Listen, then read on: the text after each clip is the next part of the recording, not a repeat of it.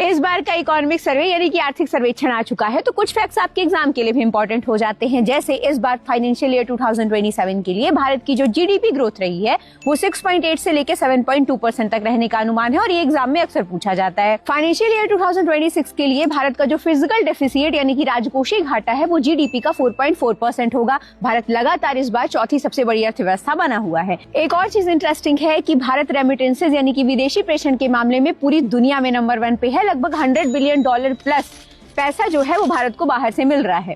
इस बार के economic survey में डिजिटल एडिक्शन यानी कि सोशल मीडिया एडिक्शन से कैसे बाहर निकला जाए उसकी भी बात की गई है। गिग वर्कर्स के बारे में बताया गया कि भारत में लगभग 1.2 करोड़ लोग गिग वर्क से जुड़े हुए हैं, जिसमें से 40% लोगों की जो मासिक इनकम है वो तो सिर्फ 15,000 से भी कम है। इसमें यह भी बताया गया कि यूरोपीय यूनियन के साथ जो भारत की FTA यानी कि फ्री ट्रेड एग्रीमेंट हुआ है उससे भारत की मैन्युफैक्चरिंग और निर्यात क्षमता दोनों बढ़ेगी। आखिर इकोनॉमिक सर्वे क्या है? तो इकोनॉमिक सर्वे हमें ये बताता है कि पिछले साल में गवर्नमेंट ने कैसा परफॉर्म किया, क्या क्या चैलेंजेस आए और उन चैलेंजेस को दूर करने के लिए क्या डिस्कशंस या क्या संभावनाएं हो सकती हैं, और वही कहलाता है इकोनॉमिक सर्वे यानी कि आर्थिक सर्वेक्षण। एक चीज और याद रखिएगा कि हर साल इकोनॉमिक सर्वे बजट के एक दिन पहले पेश होता था, लेकिन इस बार 3 दिन पहले ही पेश कर दिया गया। अब आप मुझे कमेंट करके बता दीजिए कि भारत में सबसे ज्यादा बार बजट किसने पेश किया है, और अगर जानकारी इन्फॉर्मेटिव लगी हो तो इसे शेयर कर दीजिएगा और ऐसी ही जानकारी के लिए चैनल को फॉलो कर लीजिएगा।